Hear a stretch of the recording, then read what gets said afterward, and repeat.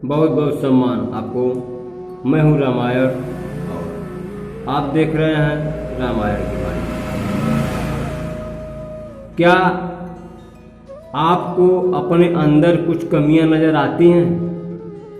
आप में कुछ बुराई नज़र आती है आपको, या आप भी सिर्फ दूसरों में बुराई देखते हैं?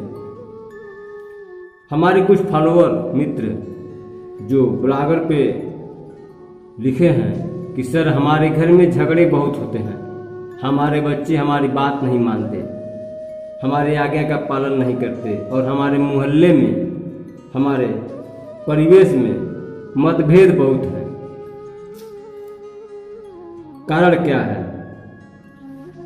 तो आइए इस पे चर्चा करते हैं कि इन मतभेदों के कारण क्या होते हैं। हमारे परिवार में, हमारे परिवेश में, हमारे गांव में, शहर में और देश में, पूरे विश्व में जो मतभेद हैं, जो झगड़े हैं, जो तांडव हैं, इसके कारण अलग अलग हैं। लेकिन आपने पूछा है परिवार में और परिवेश में जो मतभेद के कारण हैं, उनके कारण हैं गलत निर्देश और गलत नेतृत्व। आपने अपने पीढ़ी को, अपने बच्चों को निर्देश सही नहीं दिया, जीवन जीने का निर्देश सही नहीं दिया। आपने उन्हें शिष्टाचार नहीं सिखाया, आप शिष्टाचार में खुद नहीं रहे। आप उनके सामने शिष्टाचार का दिखावा नहीं किया। आप उनके सामने क्या दिखाए? किसी से दबता नहीं हूँ, किसी से डरता नहीं हूँ, किसी से कम नहीं हूँ मैं, मेरा फला फला जगह चारों तरफ मेरा सम्मान है, मेरी हर जगह इमेज है, मैं सब पे वर्चस्व रखता हूँ, मैं उसको मारा, उसको पीटा। आप अपने बच्चों के सामने, अपने लोगों के सामने यही दिखाए और यही बताए, और आपने बताया कि चतुराई क्या होती है, किस तरह मैंने किसको ठगा, किस तरह मैंने कहाँ पर क्या होशियारी किया। मैंने किसी की बात को नहीं सहा। आपने उन्हें सहनशक्ति नहीं सिखाई, सहनशीलता नहीं सिखाई। आपने उन्हें किसी गरीब और असहाय का सम्मान और मदद करके उन्हें मदद और शिष्टाचार नहीं सिखाया। मदद करना और किसी गरीब का सम्मान करना नहीं सिखाया। आप कहीं झुककर, किसी से माफ़ी मांगकर उन्हें झुकना नहीं सिखाया।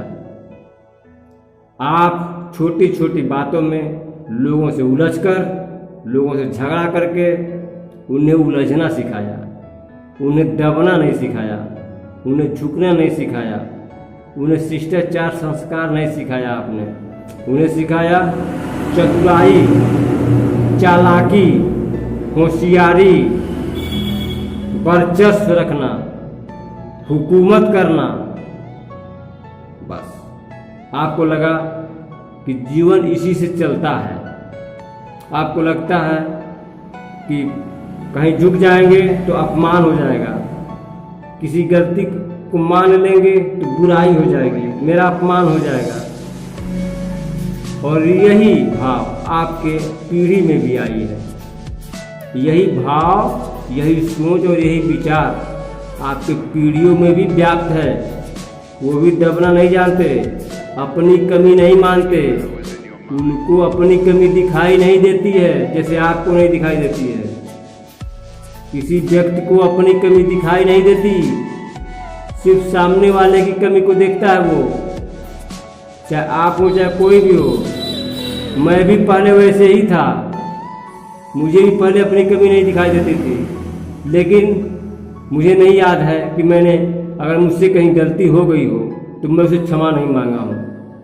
मुझे अपनी कमी जैसे एहसास होता है मैं तुरंत उसे माफ़ी मांग लेता हूँ, या उसके पैर, मैंने तो बहुत गरीब लोगों के मैंने पैर छू के माफ़ी मांगा है, छोटी छोटी गलती पे। जी हाँ, ऐसा आपको भी करना चाहिए और हर व्यक्ति को करना चाहिए। आपको अगर लग जाए कि आपकी इसमें गलती है तो आपको झुक जाना चाहिए। वहाँ पे मतभेद तुरंत मिट जाएंगे। अगर आप अपनी गलती को नहीं मानेंगे, सिर्फ दूसरे की गलती को देखेंगे और वो भी अपनी गलती नहीं मानेगा, वो आप पे वर्चस्व कायम करेगा और आप उस पर वर्चस्व कायम करेंगे, वो आपसे नहीं दबेगा और आप उस पर नहीं दबेंगे तो मतभेद तो होगा ही ना, झगड़े तो होंगे ना। आप अपने पालनियों को, अपने पीढ़ी को, अपने बच्चों को शिष्टाचार बताइए। उन्हें बताइए कि शिष्टाचार क्या होता है, संस्कार क्या होता है, किसका संस्कार करना चाहिए और कैसे करना चाहिए। आप बताइए कि घर पे जो भी आ जाए वो हमारा मेहमान है, वो चाहे अमीर हो, चाहे गरीब हो, चाहे किसी भी जाति का हो, किसी भी धर्म का हो, वो अगर दरवाजे पर आ गया है तो हमारा मेहमान है। उसे संस्कार देना चाहिए, इज्जत से बात करनी चाहिए, बैठाना चाहिए। आपको अपने बच्चों को ये बताना चाहिए कि अपने अंदर क्षमा लाओ। अगर कोई गलती होती है तो अपने अंदर क्षमा लाओ। क्षमा मांगना बुरी बात नहीं है। आपको अपनी कमियों को ढूंढना चाहिए, उन्हें दूर करना चाहिए। दूसरों में कमी खोजना बंद करनी चाहिए। दूसरे की बहू बेटी, दूसरे की व्यवस्था, दूसरे के बेटे, दूसरे के घर, दूसरे के स्टेटस में, दूसरे के पद प्रतिष्ठा में कमी खोजना बंद कीजिए। दूसरे के व्यवहार में कमी देखना बंद कीजिए। अपने व्यवहार में कमी को देखिए और उसे दूर कीजिए। आपके मतभेद, बहुत सारे मनमुटाव और बहुत सारे असंतुलन अपने आप मिटते चले जाएंगे और जीवन में धीरे धीरे खुशियाँ आनी शुरू हो जाएंगी। कब?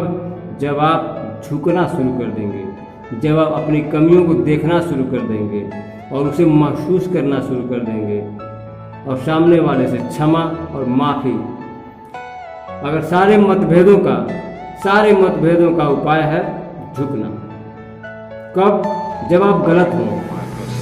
जब आप गलत हों तो आपको झुकना चाहिए। जी हाँ, अगर नहीं भी गलत हों,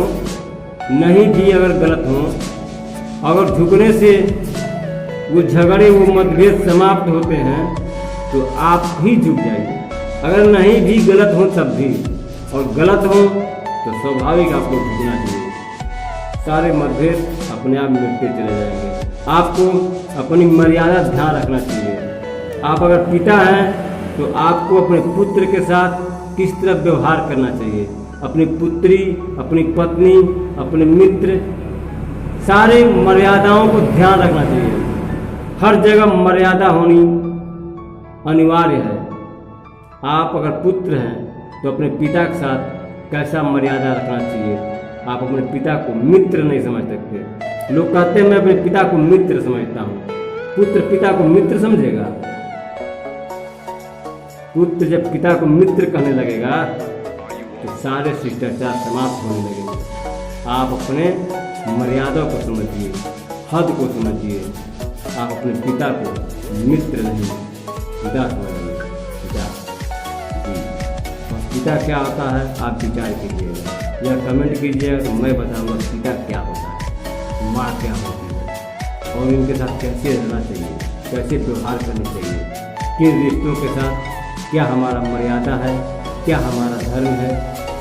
सारे सवालों के जवाब मैं दूंगा। आप कमेंट में लिखिएगा। मैं अपनी बातों को यही संपन्न करता हूँ और उम्मीद करता हूँ कि आप अपने अंदर प्रेम लाएंगे, भाईचारा लाएंगे, शिष्टाचार लाएंगे, अनुशासन लाएंगे, न्याय लाएंगे, मर्यादा लाएंगे, ईमान लाएंगे, धर्म लाएंगे, सच्चाई और अच्छाई लाएंगे। अपने अंदर झुकने की भावना लाएंगे, अपने अंदर क्षमा की भावना लाएंगे और अपने समाज से, अपने परिवार से, अपने परिवेश से इन मतभेदों को मिटाएंगे और इस समाज में प्रेम और भाईचारा स्थापित करेंगे। इन्हीं बातों के साथ मैं अपनी बातों को संपन्न करता हूँ। आपको बहुत बहुत सम्मान करता हूँ। जय भारत माता, जय धरती।